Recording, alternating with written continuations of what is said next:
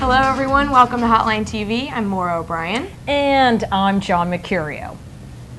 Actually, or Amy Walter. Yeah, all right.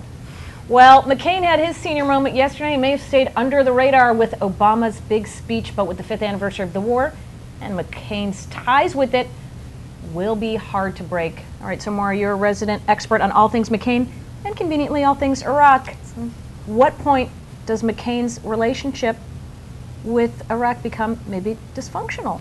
Well, I think he's, for a while it seems like John McCAIN, I'm sensing that he's almost gotten overconfident in his relationship with Iraq. Over the past year, pretty much since, middle of last year, it was pretty much looking like Iraq was going to be his downfall. Good news starts coming out of there militarily, and the surge pretty much ends up being, his comeback mechanism. And I think it's almost like he's gotten overconfident. We've had kind of a grace period where we haven't had much bad news coming out of there. It's been totally under the radar.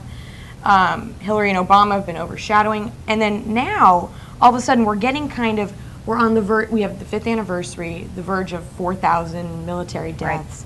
Right. His gaffe yesterday, messing up the Sunni Shiite thing.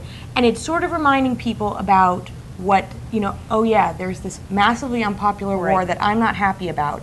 And he is the messenger now. Right. And any time I think that was interesting the way you put it as getting overconfident, because this sort of his flippant responses, people have always said, this is the worry about him. Will he be disciplined enough? Can he stay on message?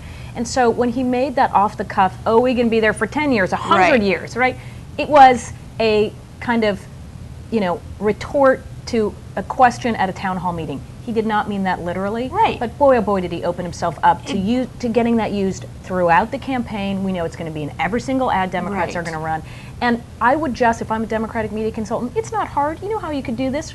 Our good friends over here, Dan Manatt and company, could splice this together. You put comments about Bush made about Iraq with McCAIN now on this, Sunni Shiite Bush, making comments that and the look DNC like has already, they've already started doing this, and so I definitely think it is an overconfidence issue, and it's almost like I think for a while McCAIN seemed very set on the fact that Obama was going to be his running mate, and I think he let the fact that he was all of a sudden the experienced candidate go to his head, and so he could just throw around experience, national security all over the place and not think of the consequences. 100-year comment yesterday. Why doesn't he do what you saw Obama do today too? Because it seems like, yes, on the war itself, it's unpopular.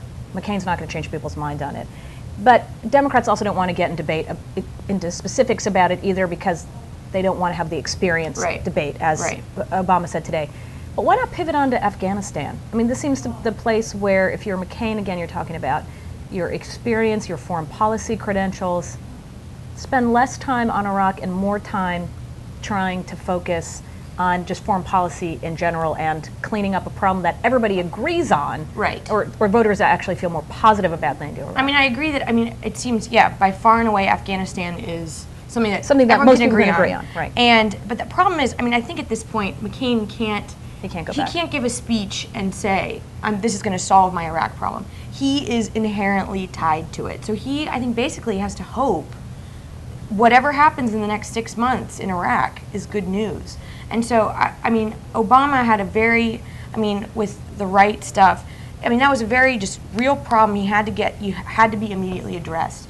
This is something that's been building and building and building, and I don't see that McCAIN can just easily start talking about Afghanistan and people forget that he's tied to Iraq. I think he basically just needs to hope for good news.